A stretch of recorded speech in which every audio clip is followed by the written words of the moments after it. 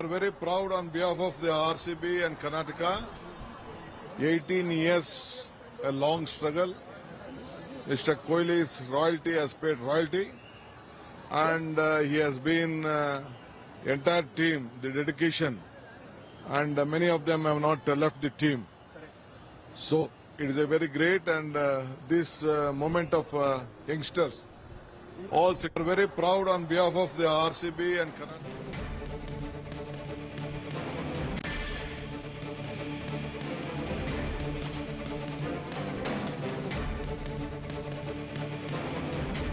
கர்நாடக துணை முதலமைச்சர் டி.கே. சிவக்குமார் 2 மணி நேரங்களுக்கு முன்பு ஏற்கனவே இந்த பேரணியின் தொடக்கத்தில் அவர் அளித்த பேட்டியை நாம் தற்பொழுது பார்த்து வருகிறோம்.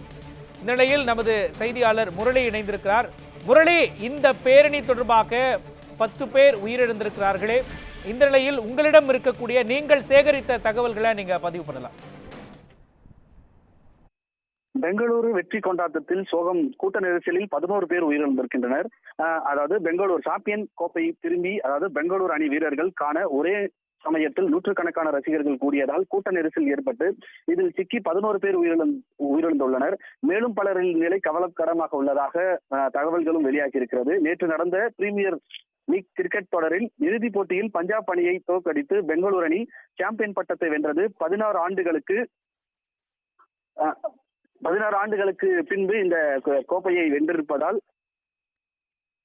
வரலாற்று, அதாவது சிறப்பு மிக்கவாக இந்த முதல் முறையாக பெங்களூர் மகுடத்தை சூடியது. இதனை பெங்களூர் மகுடத்தை சூடியது. இதனைத் தொடர்ந்து பெங்களூர் அணி ரசிகர்கள் திருவிழா போல கொண்டாடி வருகின்றனர். இந்த நிலையில் கோப்பையை வென்ற பெங்களூர் அணிக்கு இன்று சொந்த ஊருக்கு திரும்பினர். அவர்களை கர்நாடகா துணை முதல்வர் டி.கே. சிவக்குமார் விமான நிலையத்தில் சென்று வரவேற்றார். தொடர்ந்து கோப்பையை ஏந்தியபடியே கோலி பேருந்தில் அமர்ந்து நிலையில் பெங்களூரு வீரர்கள் ஊர்வலமாக சென்றனர். இன்று மாலை சின்னசாமி ஸ்டேடியம் மைதானத்தில் வீரர்கள் கௌரவிக்கும் அரசு சார்பில் ஏற்பாடு செய்யப்பட்டு இருந்தது. இதையொட்டி அங்கு ஆயிரக்கணக்கானோர் ஒரே சமயத்தில் திரண்டதால் இதனால் கூட்ட நெரிசல் ஏற்பட்டு பலர் மயங்கி விழுந்தனர். அவர்கள் உடனடியாக மருத்துவமனைக்கு கொண்டு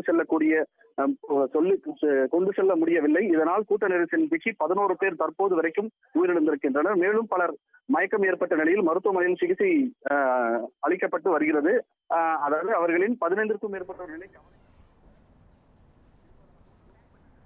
விவரங்களுக்கு நன்றி முரளி.